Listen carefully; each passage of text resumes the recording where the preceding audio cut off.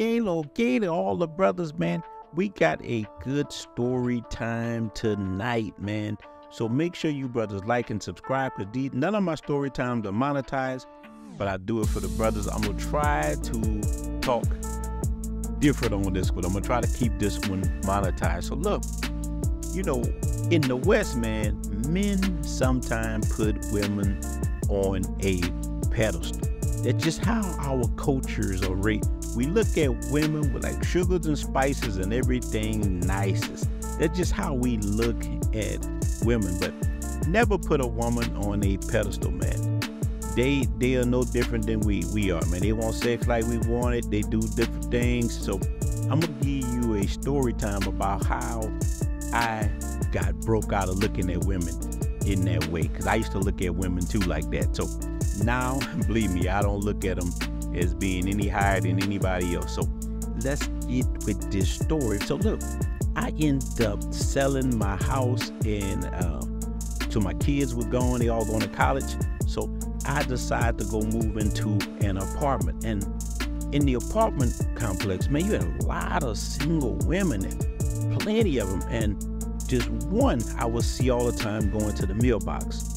I would look out my window, and the chick she always had these spandex on, man. The girl was fine. So every time she go check her mail, I go check my mail, because you know brother got a hunt. So I'll go to the mailbox as she was speaking going. But one day I kind of stepped to her. I'm like, hey, I'm such and such, you know. And she told me her name. She said, my name's Patrice. I said, well, Patrice, I'm glad to meet you. And every time I would see her, I start making more and more small talk. And the reason why I really jump on her like that, because I would always see a dude in the car with her. So I'm like, damn, does she got an old man? Because I don't want, you know, I ain't no violator like that, you know what I'm saying? But I would see the dude, and then some days I wouldn't see him. So one day we was at the mailbox, and we making small talk, and man, she's playing. Girl showing me choosing signals.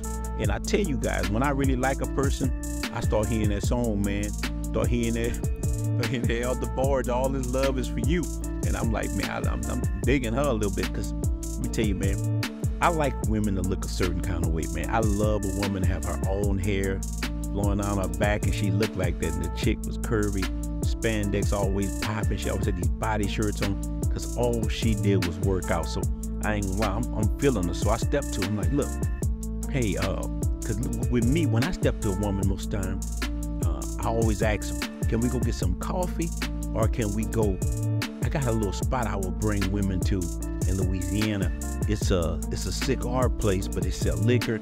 So I was like, hey, let's get together and go over here to this spot. She was like, I've never been there. I would like to go there. And it's like one of these grown and sexy type of places. It's called Churchill's. I would go in there and smoke cigars and drink some bourbon and just drink some scotch. And we in there, man, and we instantly connected on a level.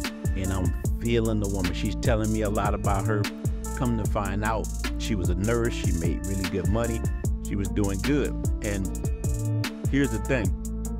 She was like, are you single? Because I'm looking for somebody. She tell me, I have one son. My son name is Dwayne, and he's 12 years old. I'm like, oh, okay. Then I start thinking, so that's the one I saw in the car. But damn, he looked like a grown-ass man. So as days go on, she let me meet Dwayne. Now, Dwayne, I'm laughing thinking about Dwayne. Dwayne was like special needs, but he was 12, but the dude was like 6'2", and he was a solid guy. Like, he lift weights. Every time I saw Dwayne, I was like, he would be sizing me up. Now, he was nice, but he would just say weird stuff. Like the first time I saw him, I said, hey, how you doing, Dwayne? I'm Ron, glad to see you. And he hit me with something weird. He would say TV commercials. Like I said, hey, Dwayne, how you doing, little guy?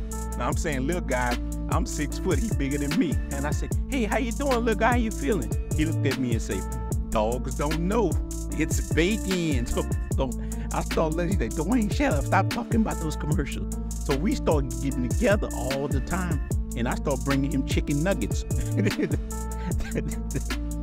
I'm laughing thinking about Dwayne, because Dwayne liked chicken nuggets. So look, I'm telling you, man, I start getting closer and closer with this woman, and she was one of these like athlete type chicks. Man, she was running in marathons, doing all kind of things. So we start walking around, man. I was simping a little bit. I would walk around with her, and let me tell you what happened, man. And I'm telling you, in my head, I'm digging her, I'm feeling her. I even watched Dwayne for her one night. I dozed off. Let me tell you, I dozed off on the sofa, and Dwayne was in there. Dwayne used to like UFC. He put me in a chokehold, almost killed me in the house one day. And you know, so I'm digging this woman. But I tell you guys, all my stories go wrong, man. This is a bonus story, man. Let me tell you, this is where things get juicy at, man. Right when I'm starting to feel Patrice, right when I'm even starting to accept Dwayne big ass, I'm looking at these things, man. This is why you don't want to be simping and putting these women up. So she asked me one day, look, let's go to the gym. Cause she's a fitness woman. So man, we go to the gym and everything is going good, man. We lifting weights together. And while we lifting weights, we're talking about plans for the future. We were talking about even going on a cruise together, me, her, and Dwayne.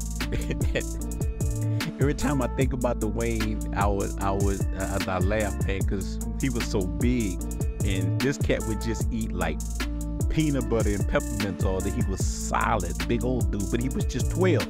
And look, so we in there working out, man, and we on one of these like, I think it was called like hammer strength, and I would switch the weights out each time when I'm working out, and then when she would do it, we would adjust it.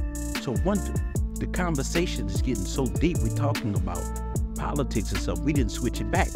Once I did my set, I did my 10, she get on there and she tries to lift it. And man, this girl does something so disgusting that changed the course of everything. Man, when she tried to press on it, I don't know what was in her mind. Patrice just tried to push it. She felt like she was strong because she worked out. And it was like, it wasn't that much on there. It's like 100 and something pounds. But to her, she tried to strain a little bit and she let off a thunderous fart that everybody in the gym turned around and looked at her. And not only did she fart, she halfway crapped on herself. And it smelled bad. It was when she pushed it, just loud like that. And everybody looking. I looked at her. And let me tell you, man, all that elder board, all this love is for you, instantly disappeared. And that pedestal I had put this beautiful woman on, after that, she looked like Florida Evans off of Good Times to me. Man, she smelled so bad. She was so embarrassed. She got up. She said, oh, she ran into the bathroom. And man, because she drove up there with me, I didn't just want to leave her, but I wanted to leave her. And I'm sitting in the gym, and the smell is so bad. One of the people that worked there started spraying air freshener, and the air freshener mixed with that shitty smell, and it was knock you out, man. So I start walking towards the front door, and she had went there and took a shower. She put one of the towels on. She was so embarrassed. She threw her shitty clothes in the garbage, and she was begging me. She's like, Ron, I'm so embarrassed. What should I do? I don't know. But she took that towel. She talked to the people. So I'm gonna bring this back. She had to walk through the gym. Everybody's looking at her. They're looking at me. I'm embarrassed, like it was me that did it. She get in my car, and even though she took a shower, I could just still smell that smell. And I brought her home, and she's trying to, oh, I'm so embarrassed. I'm like, yeah, it's gonna be okay. But I never looked at her the same, man. I couldn't deal with her no more. I stopped talking to her because all I could do is hear that fart, that thunderous, that just boom smack, and just, and I know everybody farts, but she did this in a public place like that, and I couldn't have her for an old lady, man. So I broke it off, man. So that was one of the worst little dates I ever had, man. So, and it taught me not to put these women on a pedestal, man. And you can't do this, man. So I left her alone, but I kid you not, I saw Dwayne like one time at like 2 o'clock in the morning. I'm in my bed and somebody hit my door. Boom, boom, boom, boom, boom, boom, boom. And I peep out the peephole, it's Dwayne.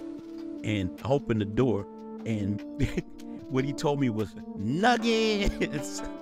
And he ran down, And I'm like, I even go behind him, man. I closed the door, and that was the last time I saw her or Dwayne, man. So this is a real story, man. This story is crazy. So this is just a bonus, man. Just wanted to tell you guys, man. All you guys, man, I appreciate you for listening to the channel, man. We are out, man. Join the Blue Book Cartel, man. We are growing. Link is in the description. I'm out.